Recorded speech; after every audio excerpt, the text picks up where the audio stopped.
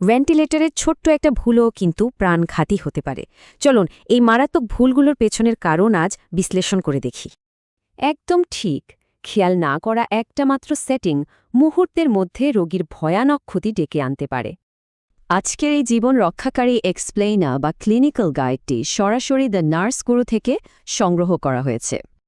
Alarm শুধু silent করে রাখা চরম বিপজ্জনক।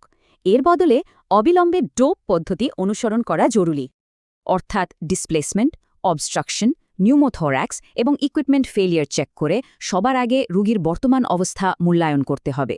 এরপর আসা যাক ভলিউমে।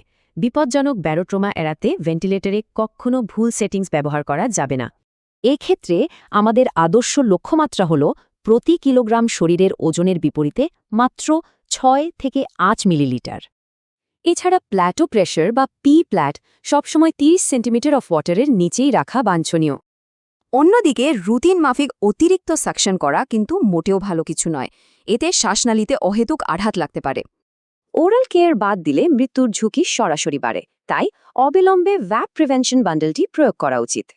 সুতরাং এখানকার সবচেয়ে গুরুত্বপূর্ণ বিষয়টা হল মাথা 30 থেকে 45 ডিগ্রি উঁচু রাখা এবং প্রতিদিন ওরাল কেয়ার নিশ্চিত করা। এবার ওয়েভ ফর্মে কথায় আসি। নিয়মিত ওয়েভ ফর্ম বিশ্লেষণ করার মাধ্যমে খুব সহজেই ভেন্টিলেটরের মারাত্মক অসামঞ্জস্যতাগুলো প্রতিরোধ করা সম্ভব। তাছাড়াও রোগীকে অতিরিক্ত মাত্রায় ঘুম পাড়িয়ে রাখলে প্রলাপ বকার ঝুঁকি এবং আইসিইউতে থাকার সময়কাল অনেকটাই বাড়ে। তাই এর বদলে দৈনিক সেডেশন, ভেকেশন এবং র্যাস বা স্যাসের মতো প্রমিত স্কেলগুলোর উপর নির্ভর করতে হবে। শ্বাসনালীর আর্দ্রতাকে কোনোভাবেই উপেক্ষা করা যাবে না। এতে নিঃসরণ ঘন হয়ে হঠাৎ টিউব ব্লক হওয়ার মারাত্মক ঝুঁকি থাকে।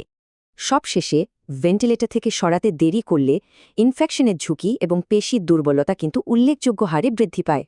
তাই উইনিং বা ভেন্টিলেটর খোলার প্রস্তুতির জন্য এই গুরুত্বপূর্ণ সূচকগুলোর দিকে সবসময় কড়া নজর রাখতে হবে। মনে রাখতে হবে, শুধু স্ক্রিনের দিকে তাকিয়ে না থেকে রোগীর শারীরিক অবস্থার দিকে নজর দেওয়াই হল আসল গোল্ডেন রুল। বিশ্বজুড়ে শ্বাসকষ্টজনিত রোগ যে হারে বাড়ছে, তাতে নার্সদের এই নিবিড় মনোযোগ দেওয়ার দক্ষতা আক্ষরিক অর্থেই জীবন বাঁচাতে পারে। আচ্ছা, এই উন্নত ভেন্টিলেটর প্রোটোকলগুলো কি আজ পর্যাপ্তভাবে শেখানো হচ্ছে? কমেন্ট বক্সে সবার অভিজ্ঞতাগুলো জানলে কিন্তু দারুণ হয়।